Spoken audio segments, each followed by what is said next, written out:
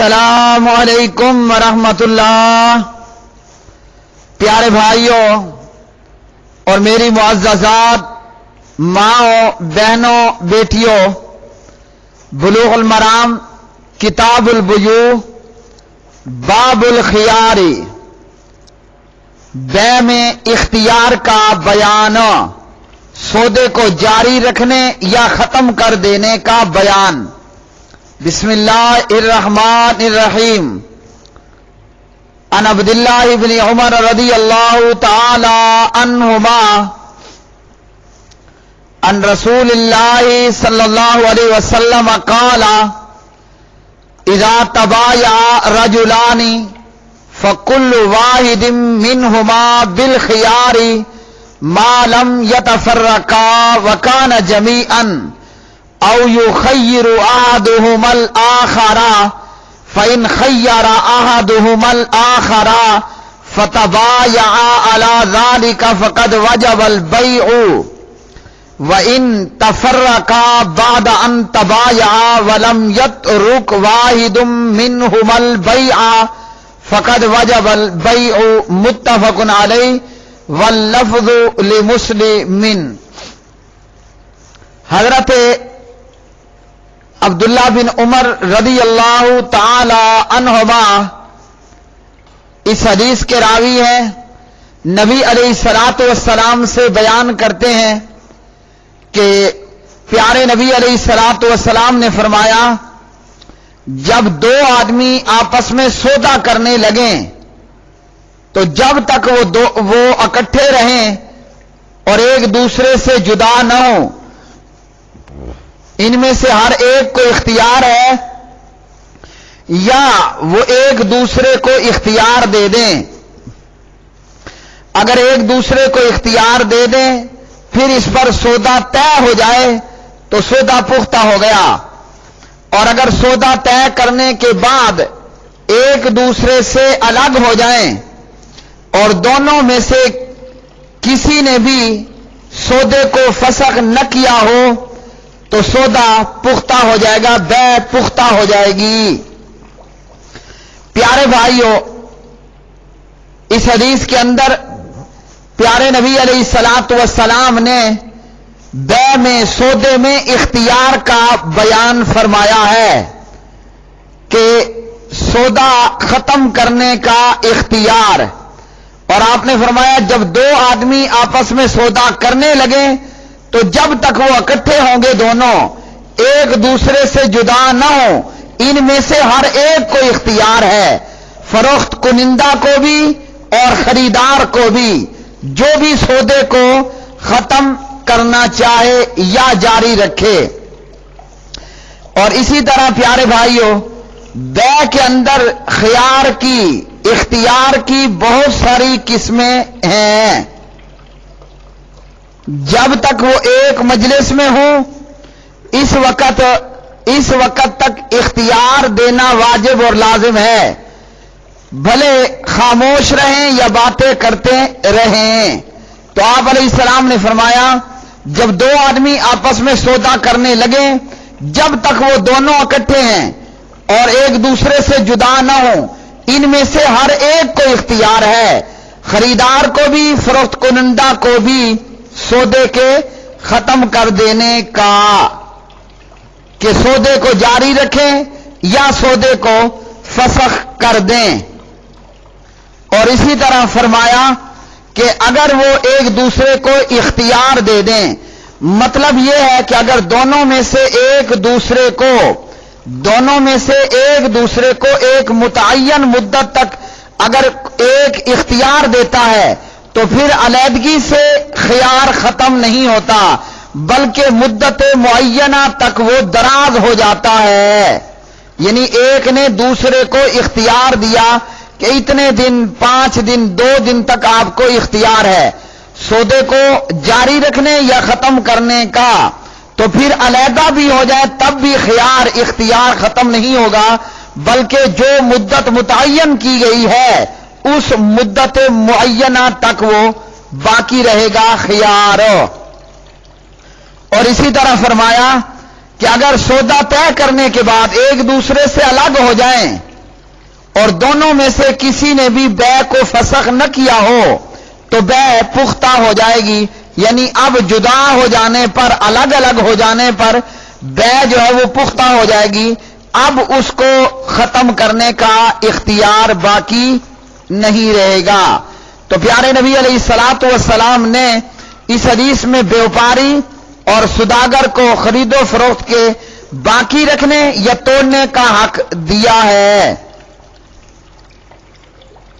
اور اسی طرح خیار کی بہت سی قسمیں ہیں۔ مثال کے طور پر خیار عیب، خریدنے والا یہ کہے کہ اگر مجھے اس گائے میں، اس چیز میں کوئی نقص معلوم ہوا تو میں اسے واپس کرنے کا حق رکھتا ہوں۔ اسی طرح خیار رویت، خریدار کہے سودا تو طے ہوا مگر میں اسے دیکھ کر ہی فیصلہ کروں گا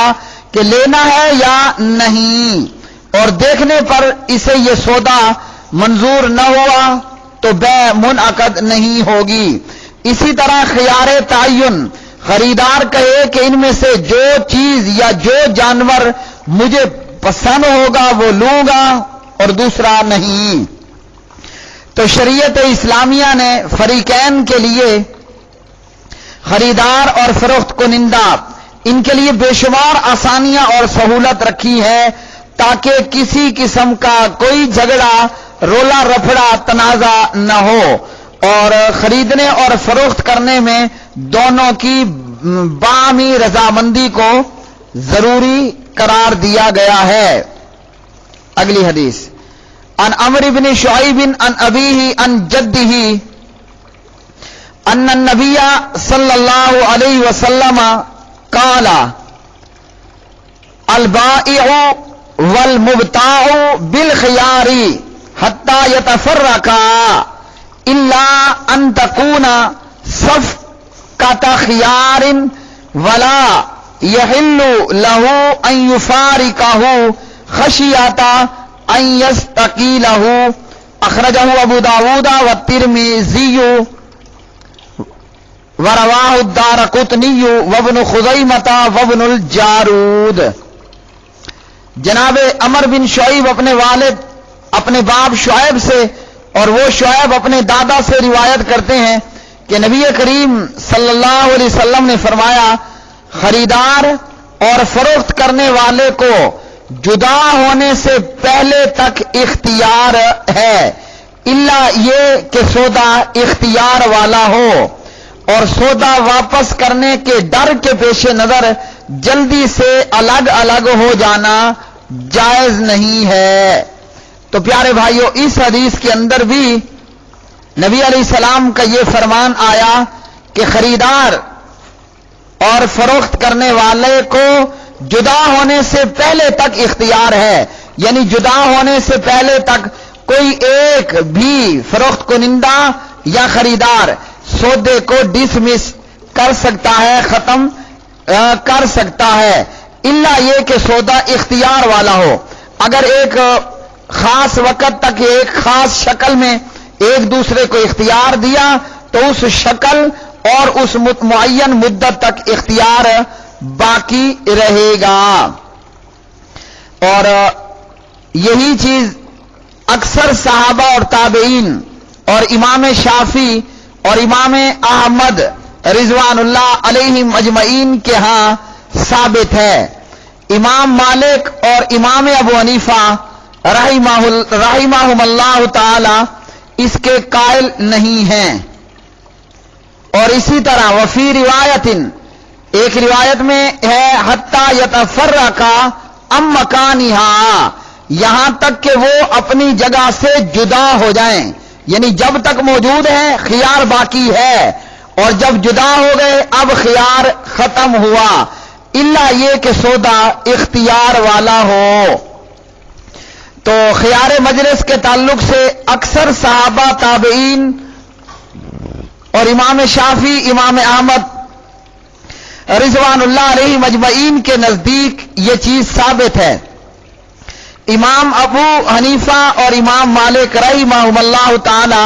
اس کے قائل نہیں ہیں، حالانکہ حدیث اس مسئلے میں واضح نص کی حیثیت رکھتی ہے۔ حدیث اس مسئلے میں واضح نص کی حیثیت رکھتی ہے۔ جب ان احادیث کے اندر آ گیا خیار مجلس کے تعلق سے اور اسی طرح جو ہے وہ ایک دوسرے کو اختیار دے دینے کے تعلق سے، جب یہ چیز حدیث کے اندر آ گئی اور حدیث سے اس چیز کا ثبوت مل گیا تو اب حدیث پر عمل ہوگا، نہ کہ امام صاحب کے قول پر، نہ امام کی رائے پر۔ اور یہاں یا اس مسئلے میں اور دین کے کسی مسئلے میں کلمہ پڑھنے والوں مسلمانوں مومنوں ایک طرف قول امام ہو، امام کی رائے ہو، اور ایک طرف صحیح حدیث ہو، تو امام کے قول کو چھوڑ دیا جائے گا اور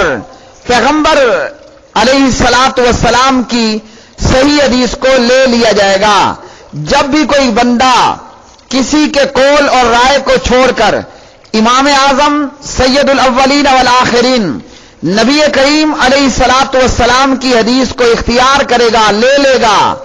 اس کو کتنے فائدے ہوں گے؟ پہلا فائدہ نوٹ کیجئے، حدیث رسول کو لے لینے والا اور اس کے مقابلے میں سب کچھ چھوڑ دینے والا، اس کو پہلا فائدہ ہوگا اللہ عرش والا اس سے راضی اور خوش ہوگا۔ دوسرا فائدہ نبی اس سے راضی اور خوش ہوگا، اور تیسرا فائدہ بڑا ہی عجیب ہے، اس سے اس کا امام بھی راضی اور خوش ہوگا۔ کیوں کہ امام ابو حنیفہ رحمہ اللہ فرماتے ہیں